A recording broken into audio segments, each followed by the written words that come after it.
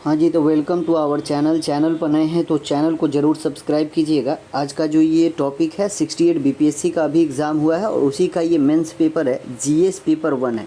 300 number का question पूछा जाता है और 300 नंबर में देखते हैं जो आज ही एग्ज़ाम हुआ है कैसा क्वेश्चन पूछा गया है।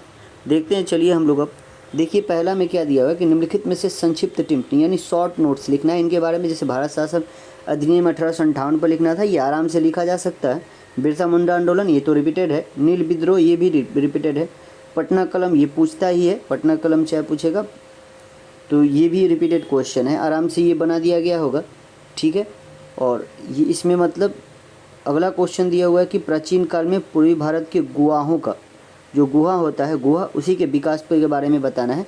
यहाँ पे सारे क्वेश्चन को लिखना था, तो इसको लिखने में आपको टाइम टेकन करना पड़ेगा। और ये सारे जो क्वेश्चन है ये 38 नंबर के थे। जैसे ये वाला क्वेश्चन जो है भारत शासन अधिनियम 8 नंबर का, उसके बाद भी 8 नंबर, फिर 8 नंबर और 7-7 नंबर करके दो है, सब मिलाओगे तो 38 नंबर का होता है। इसमें आप बिरसा मुंडा के बारे में आराम से लिख सकते हो, नील विद्रोह भी लिख सकते हो, पटना कलम और भारत सरकार अधिनियम, ये तो आसान क्वेश्चन था, ये सब लिखा जा सकता था, ठीक है। दूसरा क्वेश्चन कैसा है?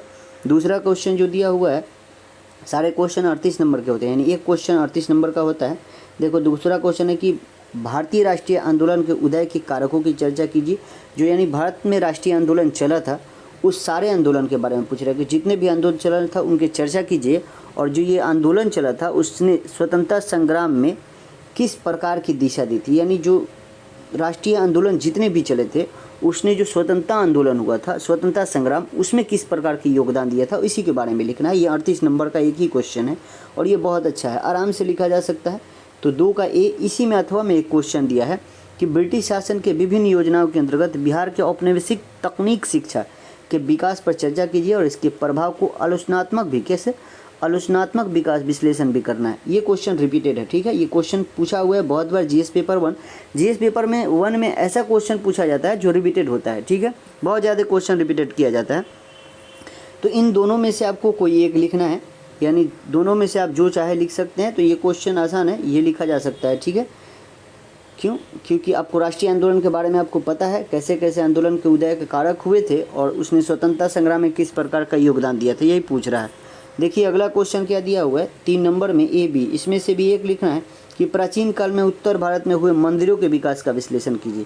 जो प्राचीन काल है, यहाँ पे एंशिएंट से पूछा हुआ है, तो एंशिएंट में पूछा कि प्राचीन काल में जो उत्तर भारत में हुए जो मंदिर में विकास हुआ है उसी के विश्लेषण के बारे में बताना है, ठीक है। अगर ये नहीं बता सकते हैं तो ये बताइए। समाज और संस्कृति पर रविन्द्रनाथ टैगोर के विचार, ये भी क्वेश्चन रिपीटेड है। रविन्द्रनाथ टैगोर और जवाहरलाल नेहरू के बारे में क्वेश्चन पूछा जाता है, ठीक है, पेपर 1 में। तो यहाँ पे रविन्द्रनाथ टैगोर के बारे में पूछा है कि उनकी समाज और संस्कृति पर जो रविन्द्रनाथ टैगोर का विचार था उसी के बारे में लिखना है। तो मेरे हिसाब से बी नंबर जो है वो आराम से लिखा जा सकता है। और ये भी क्वेश्चन कितने नंबर का है? 38 नंबर का है। चलिए आगे देखते हैं। यहाँ पे सेक्शन 2 आ जाएगा। सेक्शन 2 में क्या करा है, यहाँ भी संक्षिप्त टिप्पणी लिखना है। देखिए संक्षिप्त टिप्पणी इस बार दिया है, क्यों? क्योंकि ये टाइम टेकन होता है, ठीक है। आप पढ़िएगा, इसके बारे में एक क्वेश्चन लिखिए, सबको लिखना पड़ता है। देखिए जैसे दिया है 4 के ए में कि 18वीं राष्ट्र स्काउट्स और गाइड जम्बूरी का आयोजन कहाँ किया गया और इसका उद्देश्य का वर्णन कीजिए, ठीक है। फिर दिया है क्या कि राष्ट्रीय संघ लोक प्रशासन नेटवर्क की शांति और सुदृढ़ संस्थाओं के प्रबंध और सतत विकास उद्देश्य 16 के शासनादेश का उल्लेख करना है। ये क्वेश्चन लिखने में थोड़ा सा आपको तकलीफ हो सकती है। आगे क्या दिया हुआ है कि बिहार के अधिकार आधारित ई सेवा प्रदायगी परिदृश्य का वर्णन करना है, ठीक है। फिर क्या दिया हुआ है कि बिहार राज्य के सौर ऊर्जा उत्पादन क्षेत्र में किए गए प्रयासों का, ये तो क्वेश्चन पूछना ही था क्योंकि सौर ऊर्जा जो उत्पादन है इस पर अभी बहुत ज़्यादा ध्यान दिया जा रहा है पूरे देश में। तो ये क्वेश्चन देखिए ये सब करंट से रिलेटेड है, आराम से बनाया जा सकता है। और ये क्वेश्चन भी बनाया जा सकता है कि आत्मनिर्भर बिहार में जो 7 निश्चय 2 चला है 20 से 25, सुशासन कानून की विशेषताओं का किसके बारे में? आलोचनात्मक परीक्षण, यानी उसका आलोचना भी करना है, ठीक है। तो ये क्वेश्चन ये भी बनाया जा सकता है और ये भी बनाया जा सकता है। 2 क्वेश्चन उधर जो दिया हुआ है लेंदी दिया हुआ है, करंट अफेयर से है। फिर देखते हैं आगे क्या दिया हुआ है। आगे 5 में क्या दिया हुआ है कि भारत में विदेशी विश्वविद्यालय के कैंपस स्थापित करने के लिए दरवाज़ा खोलने के लिए विश्वविद्यालय अनुदान आयोग द्वारा हाल ही में घोषित मसौदा नियम क्या है और आप भारत में उच्च शिक्षा पर उनके प्रभाव के बारे में कैसी संभावनाओं का कल्पना करते हैं? क्या आपको लगता है कि यह खेल परिवर्तक होगा? अपने उत्तर में समर्थन में तर्क दीजिए, ठीक है। क्या बोल रहा है कि अपनी भाषा में लिखना है। जो विदेशी विश्वविद्यालय है उसके कैंपस को स्थापित करने के लिए अभी जो अनुदान, विश्वविद्यालय अनुदान आयोग जो है, उन्होंने कुछ घोषणा किया है। बोल रहा है कि क्या आप भारत के उच्च शिक्षा के प्रभाव के बारे में आप कैसी संभावनाएं रखते हैं, इसके बारे में बोल रहा है। क्या आपको लगता है कि यह खेल प्रवर्तक है, और अपने उत्तर को समर्थन में, यानी अपना उत्तर समर्थन में देना है इसका, और ठीक है, और उस पर तर्क भी देना है, ठीक है। तो ये क्वेश्चन लिखा जा सकता है अगर आपको पता है उसके बारे में। तो देखिए उसी में अगर वो नहीं लिख सकते हैं तो अथवा ये दिया हुआ है कि आधी सदी पहले भारत में सर्वोच्च न्यायालय द्वारा दिए गए बुनियादी ढांचे सिद्धांत के बारे में हाल ही में भारत के उपराष्ट्रपति द्वारा आलोचना का आलोचनात्मक परीक्षण कीजिए। क्या आप समझते हैं कि यह बहस कार्यपालिका और न्यायपालिका के बीच निकट भविष्य के टकराव का मुद्दा साबित होगा? तर्क दीजिए। इनमें से कोई आप लिख सकते हैं, ठीक है। आगे देखते हैं आगे क्वेश्चन क्या दिया हुआ है। आगे क्वेश्चन दिया हुआ है कि क्या आपको लगता है, छठा का ए, सारे क्वेश्चन 38 नंबर के होते हैं। ये G20 से संबंधित क्वेश्चन है, ये तो एकदम पूछना ही था क्योंकि G20 की अध्यक्षता अभी भारत कर रहा है।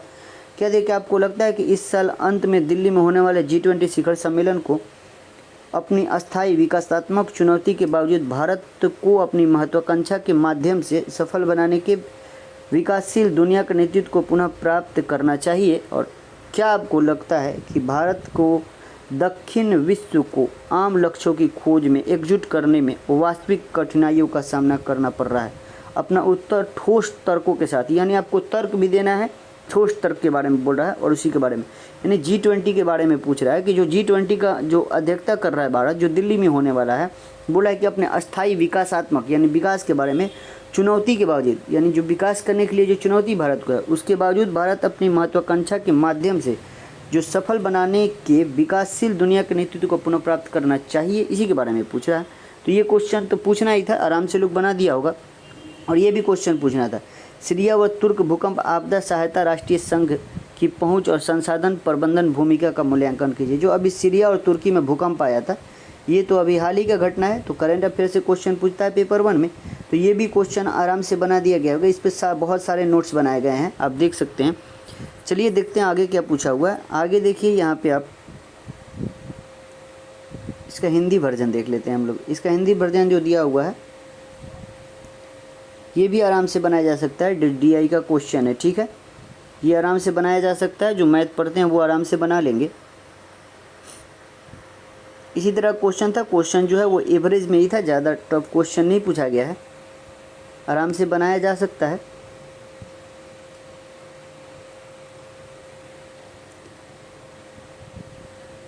चलिए मिलते हैं हम आपको अगले वीडियो में। जय हिंद, जय भारत।